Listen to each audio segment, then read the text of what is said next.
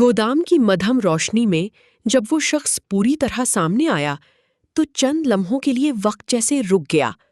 سہیل کی آنکھیں سکڑ گئیں، مہرین کے قدم وہیں ٹھہر گئے۔ بابر؟ یہ نام سہیل کی لبوں سے نکلا، یقین اور حیرت کے بیچ کہیں۔ بابر شاہ ہلکی سی مسکراہٹ کے ساتھ کھڑا تھا، وہی نرم چہرہ، مگر آنکھوں میں آج کچھ اور تھا، جیسے کسی نے اس کی خاموشی کو توڑ دیا ہو۔ آپ نے دیر کر دی سہیل بھائی۔ سہیل چند قدم آگے بڑھا۔ یہ سب کیا ہے؟ بابر نے سیدھا جواب نہیں دیا۔ جو ہونا تھا وہ ہو رہا ہے۔ مہرین نے محسوس کیا، یہ آدمی ڈرا ہوا نہیں، الجھا ہوا ہے۔ میرا بیٹا کہاں ہے؟ سہیل کی آواز میں پہلی بار بے صبری تھی۔ بابر نے نظریں جھکا لیں۔ محفوظ ہے۔ کہاں؟ جہاں اسے ہونا چاہیے تھا، شروع سے۔ یہ جواب سیدھا نہیں تھا، مگر سچ کے قریب تھا۔ سہیل کی مٹھی بند ہوئی۔ بابر، سیدھی بات کرو۔ بابر نے گہری سانس لی۔ کچھ سچ ایسے ہوتے ہیں جو سیدھے کہیں نہیں جا سکتے۔ مہرین نے آہستہ قدم آگے بڑھایا۔ کبھی کبھی سچ کو گھمانے سے وہ اور زیادہ زخمی ہو جاتا ہے۔ بابر نے پہلی بار اس کی طرف دیکھا، چند لمحے بس دیکھا، پھر آہستہ کہا، آپ وہی ہیں جن کے بارے میں سنا تھا۔ مہرین نے کچھ نہ کہا۔ جو باتیں سیدھی کر دیتی ہیں چاہے ٹوٹ جائیں۔ سہیل نے سخت لہجے میں کہا، بابر، یہ کھیل ختم کرو۔ بابر ہلکا سا مسکرایا، مگر اس مسکراہٹ میں تھکن تھی۔ یہ کھیل میں نے شروع نہیں کیا سہیل بھائی۔ تو پھر کس نے؟ چند لمحے خاموشی رہی۔ بابر نے نظریں ہٹا لیں۔ جس نے ہمیشہ سب کچھ کنٹرول میں رکھا۔ یہ نام نہیں تھا، مگر اشارہ واضح تھا۔ گودام کے ایک کونے میں رکھی کرسی پر ایک چھوٹا سا بیگ رکھا تھا۔ بابر نے اس کی طرف اشارہ کیا، یہ لے جائیں۔ سہیل نے فوراً بیگ اٹھایا، کھولا۔ اندر ایک چھوٹی سی شرٹ تھی اور ایک پرانا کھلونا۔ سہیل کے ہاتھ ہلکے سے کانپ گئے۔ یہ کسی کہانی کا حصہ نہیں تھا، یہ حقیقت تھی۔ مہرین نے اس کی طرف دیکھا۔ پہلی بار اس نے اس آدمی کو دیکھا جو صرف مضبوط نہیں تھا، باپ بھی تھا۔ یہ کہاں سے آیا؟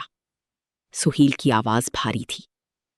بابر نے آہستہ کہا، وہ ٹھیک ہے، میں نے یہ نہیں پوچھا۔ چند لمحے خاموشی رہی۔ پھر بابر نے کہا، اگر آپ سچ میں اس تک پہنچنا چاہتے ہیں تو آپ کو پہلے یہ سمجھنا ہوگا کہ اسے آپ سے دور کیوں رکھا گیا۔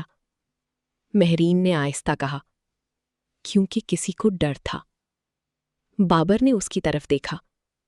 کس بات کا؟ کہ اگر سچ سامنے آ گیا تو سب کچھ بدل جائے گا۔ یہ جملہ گودام کی دیواروں سے ٹکرا کر واپس آیا۔ سہیل نے بیگ بند کیا۔ بابر، آخری بار پوچھ رہا ہوں۔ وہ اس کے سامنے آ کر کھڑا ہوا۔ میرا بیٹا کہاں ہے؟ بابر کی آنکھوں میں پہلی بار کچھ ٹوٹا۔ میں نہیں بتا سکتا۔ کیوں؟ کیونکہ میں نے وعدہ کیا ہے۔ کس سے؟ بابر نے نظریں اٹھائیں اور سیدھا دیکھا۔ اس شخص سے جس نے ہمیں یہاں تک پہنچایا۔ اچانک باہر سے گاڑی کی آواز آئی۔ بابر چونکا۔ آپ کو جانا ہوگا۔ میں کہیں نہیں جا رہا جب تک… سہیل بھائی، دیر ہو جائے گی۔ یہ جملہ درخواست نہیں، وارننگ تھا۔ مہرین نے آہستہ سہیل کے بازو کو چھوا۔ ہمیں جانا چاہیے۔ سہیل نے اس کی طرف دیکھا۔ چند لمحے، پھر اس نے بیگ اٹھایا اور پیچھے ہٹ گیا۔ وہ دونوں باہر نکل آئے۔ رات پہلے سے زیادہ خاموش تھی۔ گاڑی میں بیٹھتے ہوئے سہیل نے ایک بار پیچھے دیکھا۔ گودام کا دروازہ بند ہو چکا تھا، جیسے کچھ ہوا ہی نہ ہو۔ گاڑی چل پڑی۔ کچھ دیر دونوں خاموش رہے۔ پھر مہرین نے آہستہ کہا، آپ کو جواب نہیں ملا، مگر راستہ مل گیا۔ سہیل نے سڑک پر نظریں جمائے رکھیں۔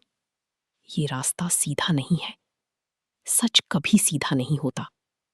چند لمحے خاموشی رہی۔ پھر سہیل نے پہلی بار کہا، میں اکیلا نہیں کر پاؤں گا۔ مہرین نے اس کی طرف دیکھا۔ آپ اکیلے نہیں ہیں۔ مرزا ہاؤس کے دروازے پر گاڑی رکی۔ اندر سب جاگ رہے تھے۔ رائما سب سے آگے کھڑی تھی۔ سہیل نے بیگ اس کی طرف بڑھایا۔ رائما کے ہاتھ کانپ گئے۔ اس نے شرٹ کو چھوا، جیسے برسوں بعد سانس لی ہو۔ آنکھوں سے آنسو بہہ گئے، مگر وہ مسکرائی۔ وہ زندہ ہے، یہ یقین تھا، پہلی بار۔